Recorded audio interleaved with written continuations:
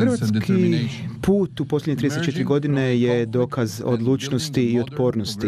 Mi smo izašli iz sukoba, izgradili modernu državu, te smo postali aktivni sudionik na globalnoj sceni.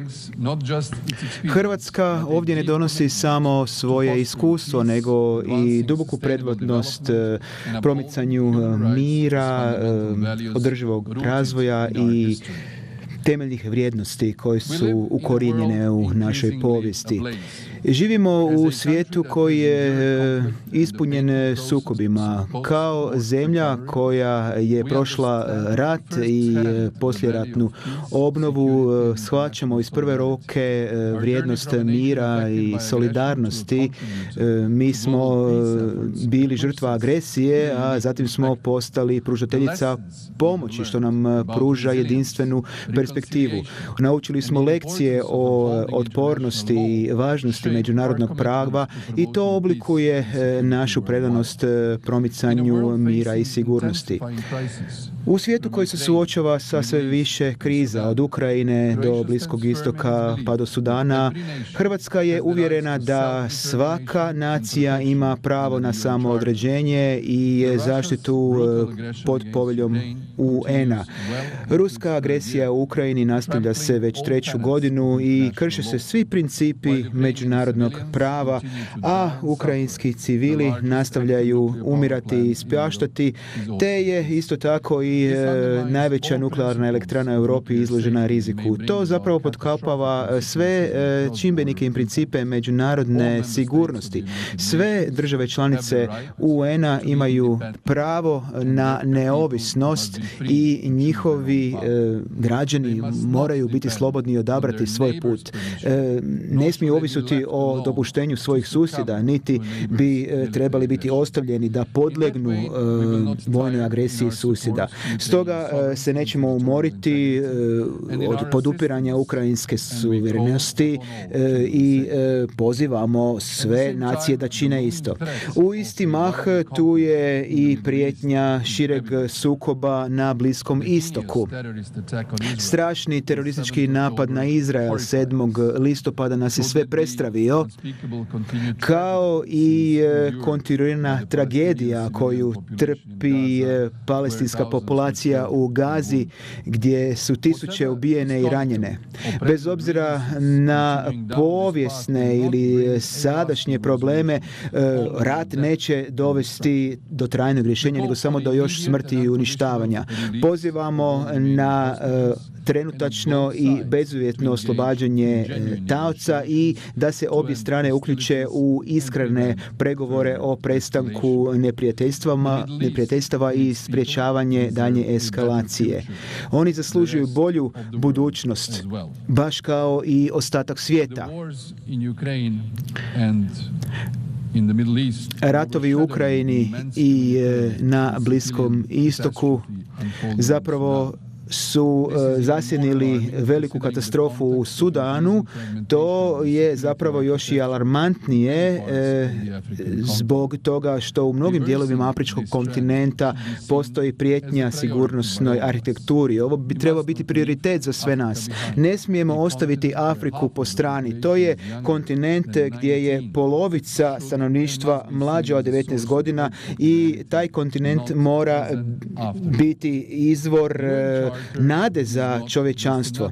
Povelja UN-a nije samo još jedan dokument koji možemo tek tako zamijeniti. Svjetski ustav je nešto čega se moramo pridržavati više nego ikada. Moramo obnoviti učinkoviti multilateralizam u središtu sa UN-om i ne smijemo se samo zapravo svesti na fraze koje koristimo u ovakvim prilikama. Isto tako ne smijemo posustati u pogledu međunarodne kontrole oružja, razoružanja i neproliferacije. To je ključno ne samo za izbjegavanje sukoba i tragedija, nego i za smanjivanje već postojećih rizika za eskalaciju ili namjernih ili koji su rezultat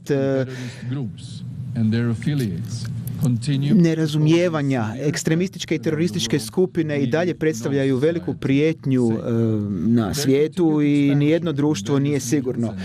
Njihovo širenje u različitim regijama i sve veća razina nasilja samo nas podsjećaju da je borba protiv terorizma nešto za što je potrebna dugoročna predanost kao i kontinuirani napori cijele međunarodne zajednice. Kao zemlja koja je bila ponosna na tranzicionu upravu UN-a u istočnoj Slavoniji, koja se smatra kao najuspjelijom mirovnom misijom UN-a i koja je uspjela spojiti zapravo koja je dovela do toga da se i Hrvatska pridruži NATO-u prije 10 godina i mi dobro znamo što znači izgradnja mira i što je potrebno za mir.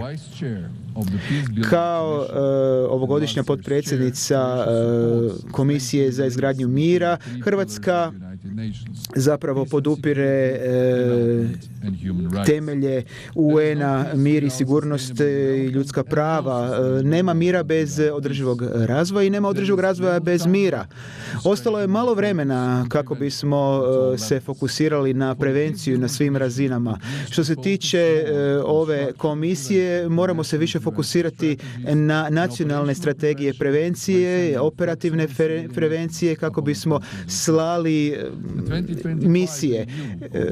Revizija ove arhitekture 2025. bit će ključan trenutak za osnaživanje ove komisije i širenje njezinog mandata i za davanje ovlasti donošenja odluka toj komisiji i možete računati na Hrvatsku kao zemlju koja će dijeliti svoja iskustva i 2026. Hrvatska je isto tako ponosna što je danas jedna hrvatska tvrtka lider u robotskom razminiranju i aktivno podupiremo Ukrajinu te joj namjeravamo pružati potporu u razminiravanju i uklanjanju eksploziva na pogođenim područjima.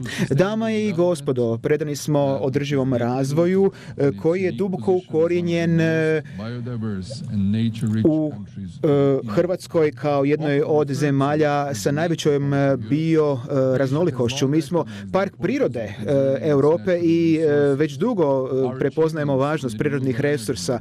Naša postignuća u pogledu obnovljive energije su među najvećima u Europskoj uniji i mi isto tako smo predani ostvarivanju ciljeva održivog razvoja UN-a i socijalnoj stabilnosti te zaštiti okoliša.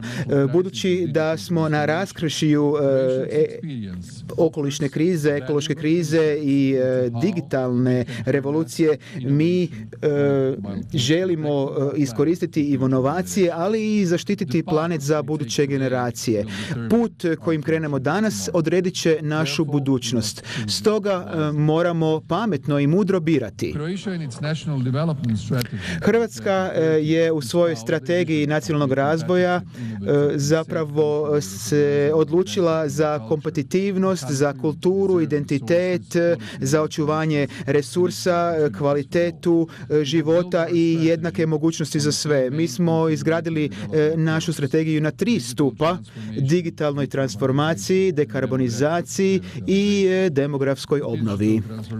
Digitalna transformacija je nešto što mijenja naš život i poslovanje sve brže i intenzivnije nego što je to ikoja tranzicija činila u posljednjem stoljeću. Mi transformiramo svoju državnu i javnu administraciju, tvrtke i društvo i polovica našeg stanovništva koristi se digitalnim uslugama države. Hrvatska IT industrija je kompetitivna i u procvatu, a nove tehnologije otvaraju i otključavaju nove potencijale, no tu postoje i rizici za institucije na svim razinama kao i za građane. Moja će vlada nastaviti promicati ovaj put. Najveći izazov čovječanstva u 21. 21. stoljeću su klimatske promjene. Zajedno sa gubitkom bioraznolikosti, smanjenjem prirodnih i prehrambenih resursa i uz povećanje poplava, suša i požara, kao i povećanjem razine mora. Hrvatska je na Sredozemlju za koji se očekuje da će biti najteže pogođen klimatskim promjenama i naravno Hrvatska je dobila portfolio za Mediteran u novoj Europskoj komisiji. Ovogodišnji veliki toplinski valovi nakon kojih su uslijedile i obilne kiše su nam upozorenje svima.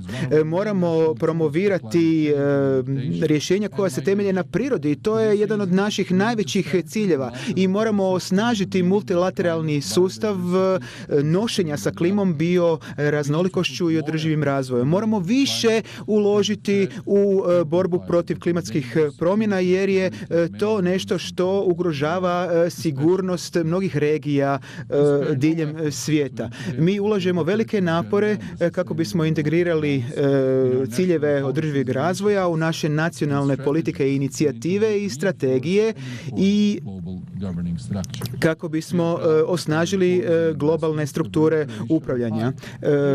Ponosni smo što smo se popeli za 8 mjesta prema izvješću za 2023. u vezi ciljeva održivih razvoja. Isto tako, demografska revitalizacija je jedan od glavnih prioriteta. To smatramo ključnim elementom naše otpornosti, konkurentnosti i preduvjetom za uspješan i održiv rast. Dame i gospodo, naša duboka predanost ljudskim pravima proizlazi iz naših teških iskustava u okviru totalitarnih režima i horora tijekom Domovinskog rata. Kršenja temeljnih prava koja smo pretrpjeli kao nacija oblikovale su naše razumijevanje važnosti zaštite ljudskih prava, dostojanstva, pravde i jednakosti. Hrvatska je se prometnula od ratom razorene zemlje do aktivne sudionice na globalnoj areni i znamo koliko je važno da se pridržavamo ovih principa. I mi smo čvrsti u svojoj odlučnosti da promičemo ljudska prava i sprječavamo ratne zločine te pružamo humanitarnu pomoć onima kojima je to potrebno, kako kod kuće, tako i u inozemstvu. Agenda za 2030. zapravo pruža nam okvir za ljudska prava te promovira jednu od glavnih vrijednosti povelje UN-a da nikoga ne ostavimo po strani. Samo poštivanjem ljudskih prava možemo postići jednaki i održivi svijet i Hrvatska će raditi na tome jer smo mi zemlja koja i dalje traži oko 1000 nestalih iz Domovinskog rata i Hrvatska ulaže sve napore da zapravo okonča tu neizvjesnost za njihove obitelji i nikada nećemo zaustaviti se u potrazi za tim osobama i traženju odgovora dok ne doznamo njihovu sudbinu.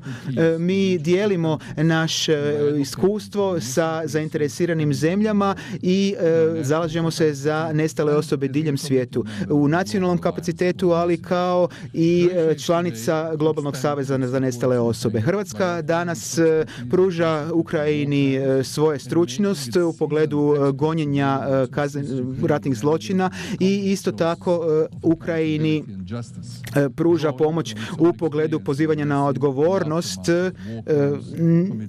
u pogledu posljedica ratnih zločina.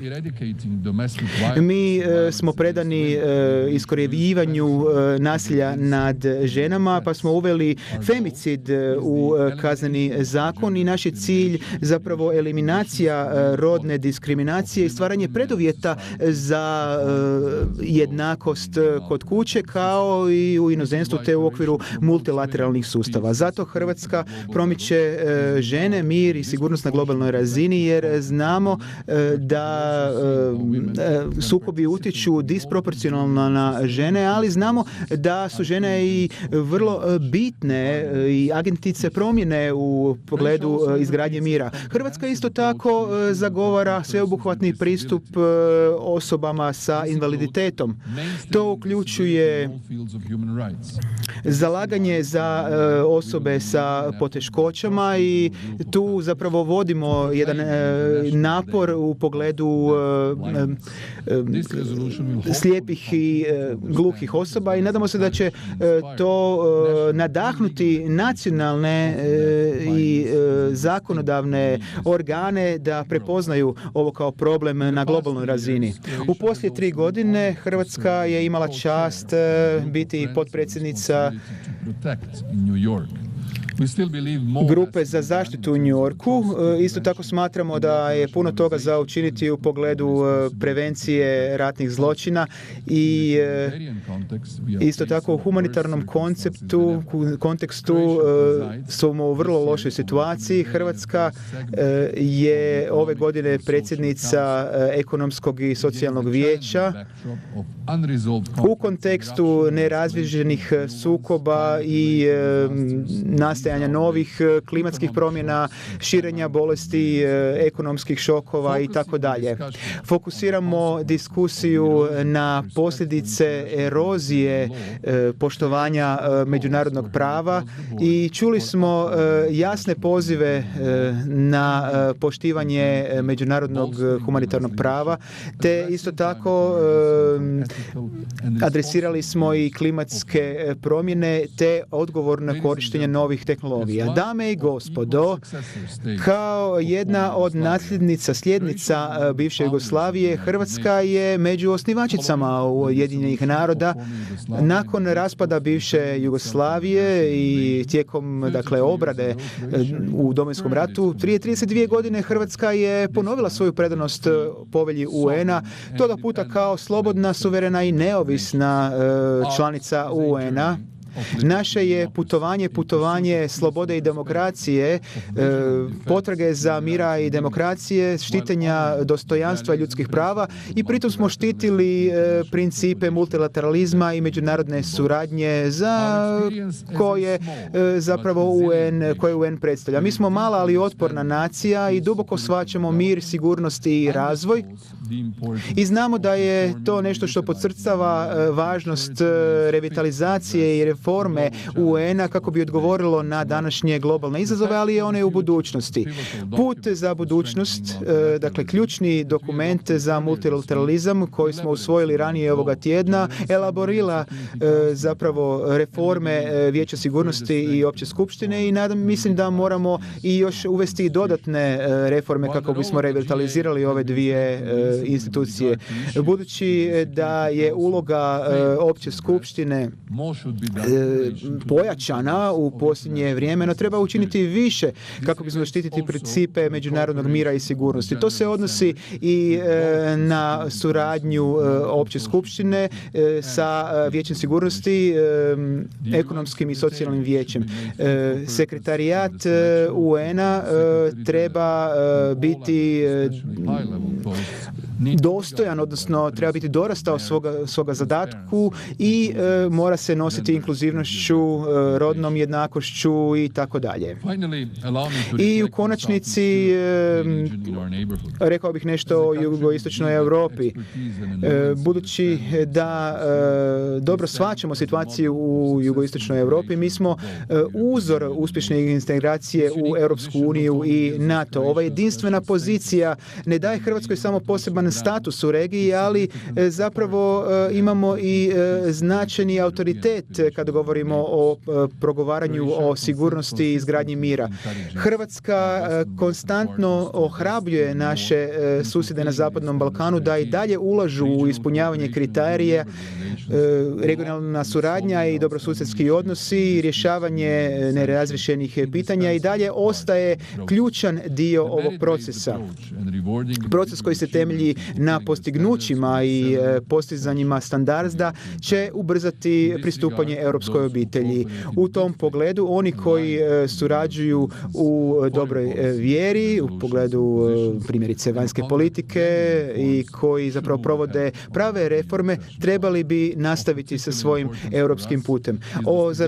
Za nas je osobito važno situacija sa Bosnom i Hercegovinom s kojom dijelimo više od 1000 kilometara granice. Želimo postići mir i sigurnost u toj zemlji, a za to je potrebna potpuna jednakost Hrvata, Bošnjaka i Srba i dakle isto tako treba provoditi sve sporazume koje imamo i treba nastaviti sa multinacionalnom i multivjerskom Bosnom i Hercegovinom. I da zaključim, priča o našoj zemlji je priča o transformaciji jedne nacije. Mi smo imali obnovu nakon rata i postali smo predan dio globalne zajednice. Mi i dalje se zalažemo za suradnju i ustrajanje. Hrvatska je spremna nastaviti doprinositi svijetu gdje mir, pravda i održivi razvoj je nešto što je moguće za sve. Kroz multilateralizam možemo nadići današnje izazove i izgraditi budućnost u kojoj sve države i svi građani mogu prosperirati. Naš je put bio, odnosno ovaj put je dug i težak, ali ako budemo ujedinjeni možemo uspjeti. Idemo naprijed znajući da će temelji koje danas postavimo osigurati sigurnu i prosperitetnu budućnost. Hvala vam na pozornosti.